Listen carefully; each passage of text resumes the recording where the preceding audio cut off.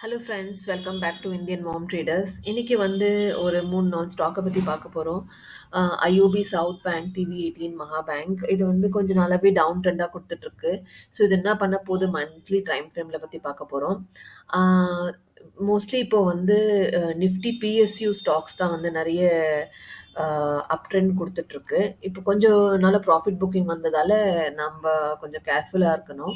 So Nifty PSU bank வந்து இதில் எல்லாம் இன்வெஸ்ட் பண்ணாலும் நல்ல ப்ராஃபிட் குடுக்குமா அப்படின்றது டவுட் தான். ஏன்னா வந்து ஒரு சிலது வந்து இதில டவுன் ட்ரெண்டிங் ஸ்டாக். இப்போ அதில நல்லா போயிட்டுருக்க ஸ்டாக்க பத்தி தான் நான் பேச போறேன். ஐஓபி பார்த்தீங்கன்னா, மந்த்லி டைம் ஃப்ரேம்லேருந்து ஒரு பிரேக் அவுட் குடுத்துருக்கு. Monthly time frame break out இருந்ததுனால, ஸ்டாப் லாஸ் வந்து பார்த்தீங்கன்னா, மீடியனா வச்சுக்கலாம் நம்ம 56. வீக்லி டைம் ஃப்ரேம்லயும் அது வந்து ஒரு ஒரு 2 புல்லிஷ் கேண்டிலா குடுத்துருக்கு. இப்போ வந்து ஒரு ஒரு 3, 4 நாளா வந்து கீழ டவுன் ட்ரெண்டே வந்ததால, இந்த இந்த லெவல ரிட்ரேஸ் பண்ணிட்டு மேல போயிட்டுருக்கு. இதோட ரிட்ரேஸ்மென்ட் லெவல் பார்த்தீங்கன்னா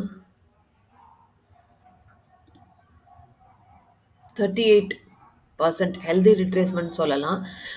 இது மேபி அ இது தாண்டுனா தான் நம்ப புல்லிஷ் ஆக்ஷன் சொல்ல முடியும். அப்படி இல்லன்னா இதுவரைக்கும் ஒரு ஒரு 77 டச் ஆயி கீழ கூட இங்க வரைக்கும் ஒரு ரிட்ரேஸ் ஆறதுக்கு சான்சஸ் இருக்கு. 50%, அதாவது 52. ஸோ உங்களோட ஸ்டாப் லாஸ் வந்து 48 வச்சுக்கோங்க நீங்க. கீழ வரும்போது, டிப் வரும்போது நீங்க இன்னும் கொஞ்சம் பை பண்ணிக்கலாம். ஸோ ஐஓபி வந்து மந்த்லி டைம் ஃப்ரேம்ல பத்தி பார்க்கும்பொழுது ஃபர்ஸ்ட் டார்கெட் பார்த்தீங்கன்னா 163. சரிங்களா? First target. சவுத் இந்தியன் பேங்க்கும் அந்த மாரி தான். மந்த்லி டைம் ஃப்ரேம்ல பார்க்கும்போது இது இது ஆல் டைம வந்து பிரேக் அவுட் பண்ணியிருக்கு. 2011லேருந்து இங்கருந்தே கீழ விழுந்து, விழுந்து, விழுந்து வந்து ஒரு டைம் பிரேக் அவுட் குடுத்துச்சு. அந்த பிரேக் அவுட் வந்து ஃபெயில் ஆயி திருப்பி கீழ வந்துருச்சு. ஸோ இப்போ வந்து பார்த்தீங்கன்னா, 26 வந்து நல்ல அந்த லெவல வந்து அழகா பிரேக் பண்ணியிருக்கு. பிரேக் பண்ணி இந்த லெவல வந்து இங்க ப்ராஃபிட் புக்கிங் வந்துருச்சு கொஞ்சம். ஸோ இதோட இதோட அம் அ மந்த்லி டைம் ஃப்ரேம்ல பார்க்கும்போது டார்கெட் வந்து ரொம்ப நல்ல டார்கெட். ஒரு ஒரு 75 வரைக்கும் போகலாம். ஸோ அதனால வீக்லி டைம் ஃப்ரேம்லயும் இது வந்து ஒரு ப்ராஃபிட் புக்கிங் வந்திருக்கு. 2 வீக்காவே கீழ தான் வந்துட்டுருக்கு. ஸோ நீங்க ஸ்டாப் லாஸ்ன்னு அப்படின்னு பார்க்கும்பொழுது, சேம் ஸ்டாப் லாஸ் வச்சுக்கலாம். இந்த ஹேமர் கேண்டில் இருக்கு இல்லையா? இதுக்கு 31 ஸ்டாப் லாஸ் வச்சுட்டு நீங்க இதில லாங்கா இருக்கலாம். கீழ வரும்போது கொஞ்சம் ஆட் பண்ணிக்கோங்க. 31க்கு கீழ வந்துச்சுன்னா வந்துருங்க வெளிய. ஏன்னா வந்து வீக்லி டைம் ஃப்ரேம்ல பார்க்கும்பொழுது இது வந்து 24 வரைக்கும் வரதுக்கு சான்சஸ் இருக்கு. கீழ வந்துச்சுன்னா. டிவி18ம் அந்த மாரி தான். ஸோ டிவி18ம் வந்து ஆல் டைம வந்து பிரேக் பண்ணியிருக்கு. எஸ். இங்கருந்து ஒரு ஃபால் ஆச்சு. 200லேருந்து ஒரு ஃபால் ஆயி, அதுக்கப்புறம் 100 லெவல சஸ்டெயின் பண்ணாம ரொம்ப வருஷமாவே 2018லேருந்தே இது வந்து 67 லெவல வந்து பிரேக் பண்ண முடியாம இது வந்து கீழ போயிட்டுருக்கு. இப்போ ஒரு ஹையர் லோ குடுத்துருக்கு. அந்த ஹையர் லோவோட ரிட்ரேஸ்மென்ட் பார்க்கலாம். 78% இருக்கும்போது இது வேவ் 2ன்னு சொல்லுவோம் நாங்க. வேவ் 2ன்னு சொல்லும்பொழுது இங்கருந்து மேல போக ஆரம்பிச்சுச்சுன்னா, இதோட டார்கெட் வந்து 113. நெக்ஸ்ட் டார்கெட் வந்து 218. ஸோ சப்போஸ் இது வேவ் 2வா இருந்துச்சுன்னா, இதோட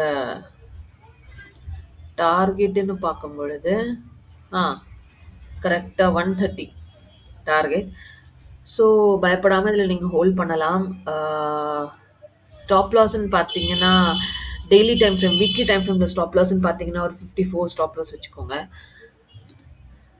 சரிங்களா? டெய்லி டைம் ஃப்ரேம்ல வந்து 50 இஎம்ஏ.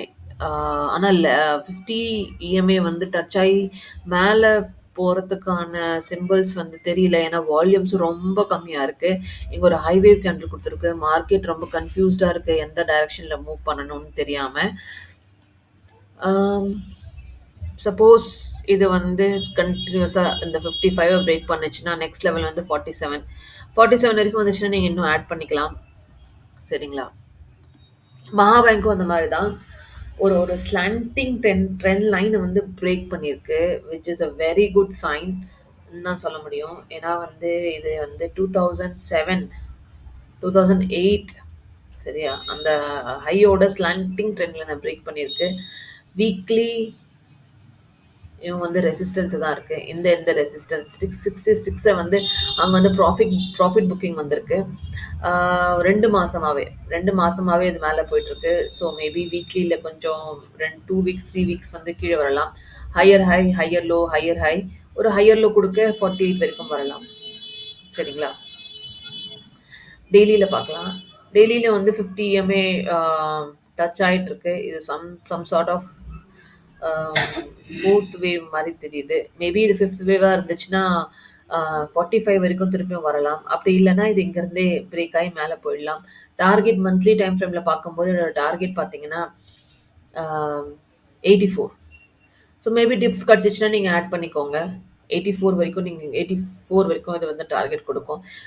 சொல்ல முடியாது. மந்த்லி டைம் ஃப்ரேம்ல இது சைட்வேஸ் ஆக்ஷனாவும் போயிடலாம்.